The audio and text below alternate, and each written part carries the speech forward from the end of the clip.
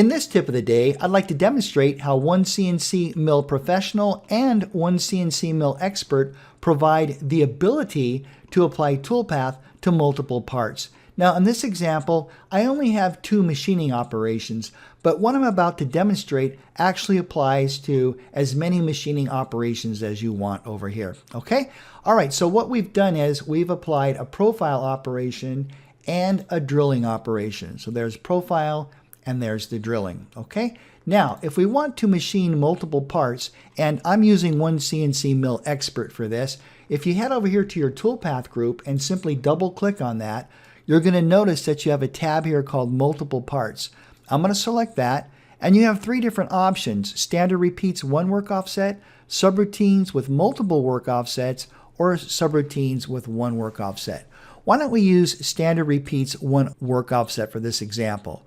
I'm going to use the copy array strategy, and within the repeat array, we're going to fill out our parameters. Now, number and Y, that's simply how many parts do you have along the Y-axis. I'm going to say 2 parts, and they're evenly spaced at minus 4.5 inches.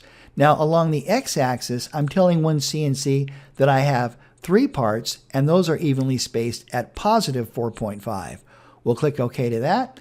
And now you're going to see OneCNC give us a confirmation of all of our repeats. There's the original toolpath, and here's our 5 repeats. Now, if you want to, you can also specify a work offset by selecting from the drop-down menu, or if you want to, you can also type in a work offset.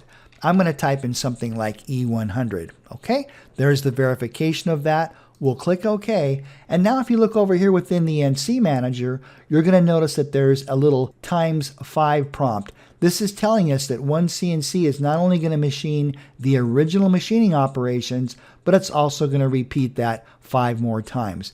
Now you can also confirm this within your Preview Toolpath and Simulate Toolpath. Why don't we quickly go into Preview Toolpath? I'm going to right-hand mouse click, select Preview Toolpath.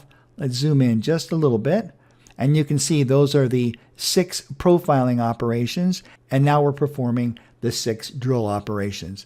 All right, so it's a very efficient toolpath, and it's a quick way to apply toolpath to multiple parts. All right, that's it for this tip of the day. Thank you so much for watching, and I look forward to seeing you in the next video.